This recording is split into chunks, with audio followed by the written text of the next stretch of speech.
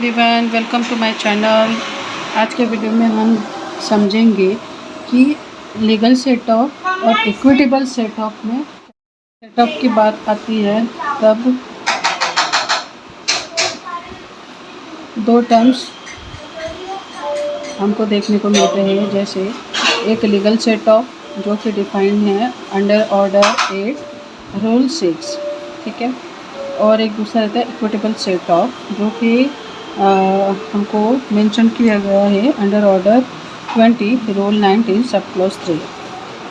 तो ये जो दोनों सेट ऑफ है इनमें क्या डिफरेंस है ये हम देखेंगे। पहला डिफरेंस तो ये है कि ये किस ऑर्डर में आता है, किस रूल के अंदर में आता है, ठीक है।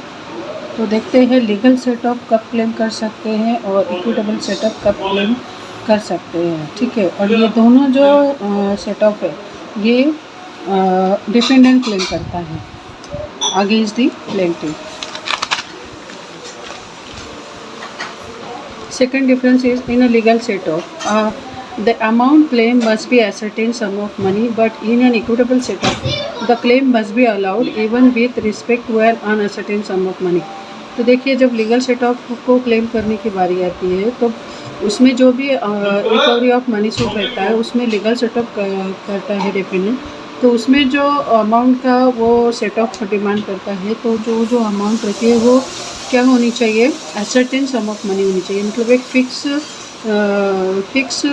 फिक्स सम ऑफ मनी होना चाहिए, ठीक है, और निश्चित होना चाहिए वो अमाउंट, ठीक है।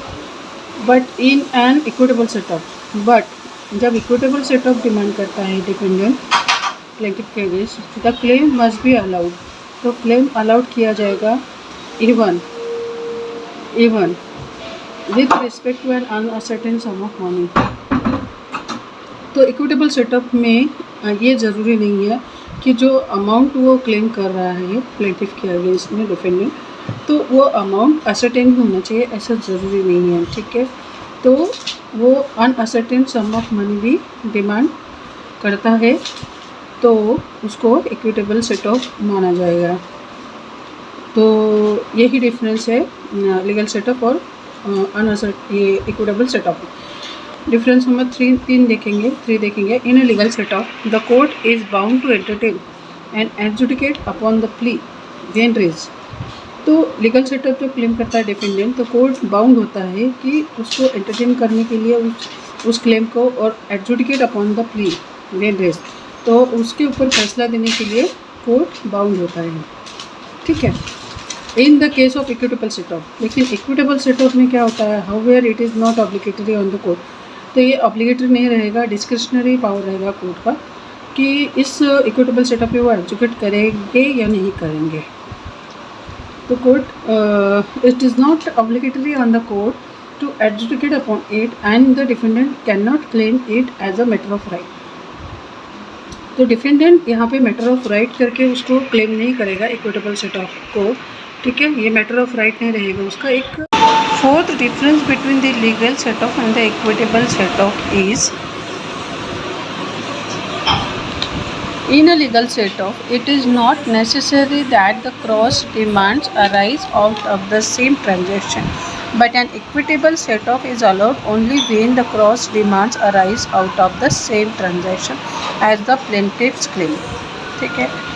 तो लीगल सेट ऑफ हम किस कौन से ट्रांजैक्शन से रिलेटेड क्लेम कर सकते हैं ये बताया गया है, और कॉन्ट्रास्ट में अपोजिट में बताया गया है कि इक्विटेबल सेट ऑफ किस ट्रांजैक्शन से रिलेटेड हम क्लेम कर सकते हैं।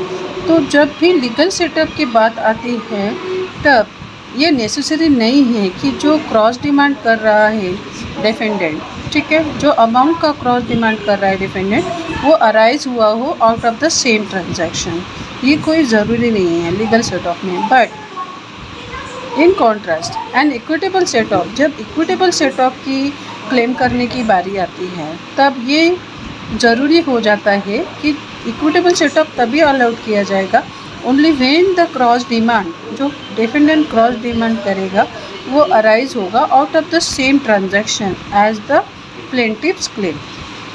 सेम ट्रांजैक्शन मतलब जो भी अमाउंट रिकवरेबल है वो एक ही ट्रांजैक्शन से रिलेटेड होना चाहिए, एक ही लेन देन के मामले से जुड़ा होना चाहिए। ठीक है, ये कहता है इसका पॉइंट नंबर 4। पॉइंट नंबर 5 देखेंगे हम, जो कि डिफरेंस बताता है लीगल सेटअप और इक्विटेबल सेटअप में। ये बताता है कि इन अ लीगल सेटअप में क्या होता है, the amount claim to be setup must be legally recoverable and not bar by limitation at the date of the suit. तो जब भी सूट फाइल करेंगे तो जो लीगल सेटअप क्लेम करेगा डिफेंडेंट, तो उसमें जो अमाउंट क्लेम करेगा, ठीक है, तो वो जो अमाउंट है वो लीगली रिकवरेबल होना चाहिए, मतलब इलीगल अमाउंट नहीं होना चाहिए जो डिफेंडेंट उससे डिमांड कर रहा है।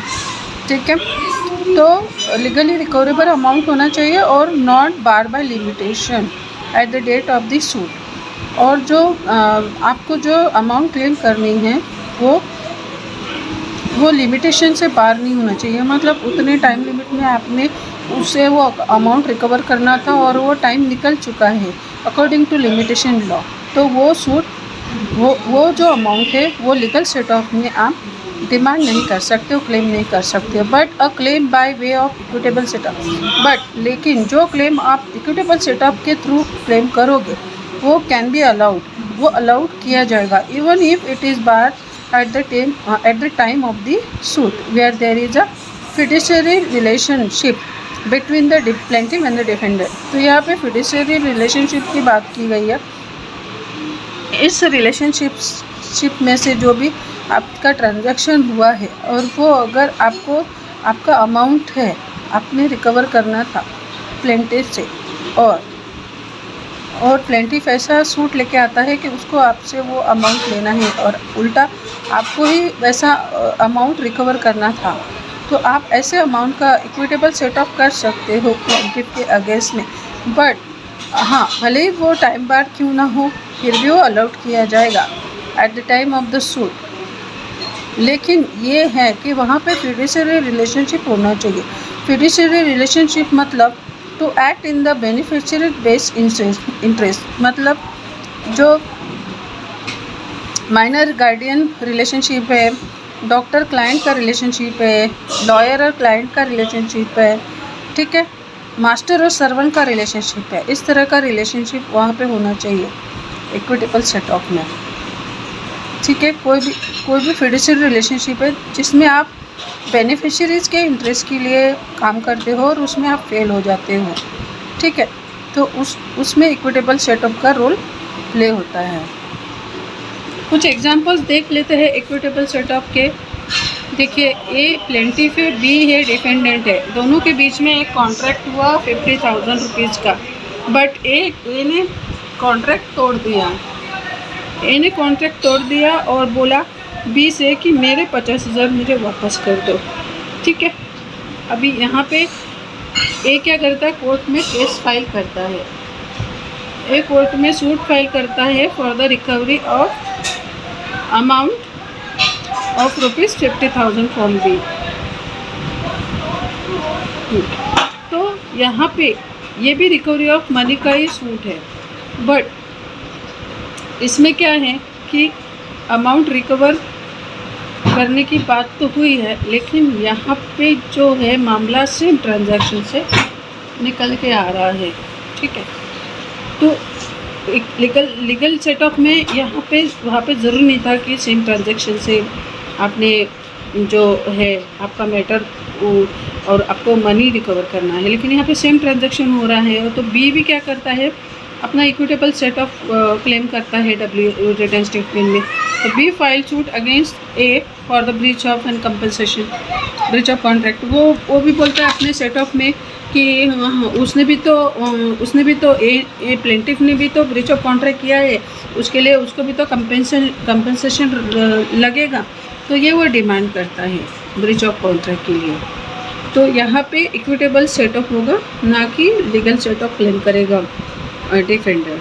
ठीक है, तो यहाँ पे इसलिए होगा क्योंकि लीगल सेटअप जो है वो एक एसर्टेन अमाउंट के लिए होता है, लेकिन यहाँ पे जब वो सेटअप क्लेम करेगा डिफेंडेंट प्लेंटिफ के अगेंस्ट में, तो यहाँ पे जो कंपनसेशन का अमाउंट है वो असर्टेन अनअसर्टेन हो सकता है। कोर्ट ऐसे कुछ भी कंपनसेशन, मतलब कोर्ट को अगर लगेगा डिस्क्रिशनरी लगेगा, कोर्ट को जो अमाउंट लगेगा वो उसको कंपनसेशन के तौर पे दिया जाएगा। तो यहाँ पे अनअसर्टेन अमाउंट आएगा। भले ही फिर यहाँ पे अगर ये टाइम बार्ड भी हो जाएगा इससे पैसे लेने का, तो फिर भी ये यहाँ पे क्लेम कर पाएगा as a equitable setup. Here cross demands arise out of the same transaction as the plaintiff claims. Second example देखते हैं। सर्वेंट क्लेम करता है अपनी salary against the master in a suit for recovery of money. तो servant क्या करता है, master रहता है, वो अपने सर्वेंट को सैलरी नहीं देता है, तो सर्वेंट क्या करता है, सूट फाइल करता है for the recovery of money का। तो उसमें क्या करता है, फिर जो मास्टर रहता है वो अपना एक सेटअप क्लेम करता है रिटर्न स्टेटमेंट में, और बोलता है कि इसने भी तो मेरे घर का इतना इतना नुकसान किया, इतना इतना वो हॉलीडेज़ में था, इतना काम नहीं किया, ऐसा वैसा। तो ये इक्विटेबल सेटअप क्लेम करेगा डिफेंडेंट। तो यहाँ पे फिडुशियरी रिलेशनशिप आ रहा है सर्वेंट और मास्टर में, ठीक है। तो जब भी इक्विटेबल सेटअप क्लेम करेगा तो डिफेंडेंट को कोर्ट फीस पेड नहीं करनी होगी कोर्ट में, बट लीगल सेटअप जब क्लेम करते हैं तब डिफेंडेंट को कोर्ट फीस भरनी होती है। तो चलिए इन शॉर्ट में रिवाइज करते हैं equitable setup. Equitable setup in CPC is available when legal setup is not applicable. It is based on the concept of fairness and can be used when the case does not meet the requirement of Order 8 and Rule 6. However, in this case, the damages claimed as a setup are not fully covered by Rule 6 of Order 8 as they are not an ascertained sum of money. Therefore, it is up to the court's discretion to allow the setup based on the case specific facts. In equitable setup, the defendant can claim even an unascertained sum of money if the cross demand arise from the same transaction or are closely connected. This prevents the need for filing a separate lawsuit.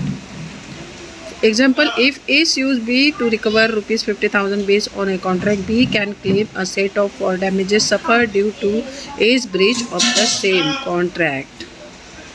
However, it's important to note that unlike legal set-off, which is the defendant's rights under the CPC, the application of the equitable set-off is solely at the court's discretion. I hope आपको video अच्छा लगा हो। Video अच्छा लगता है तो please video को like कीजिए, चैनल को सब्सक्राइब कीजिए और मुझे सपोर्ट कीजिए। Thank you.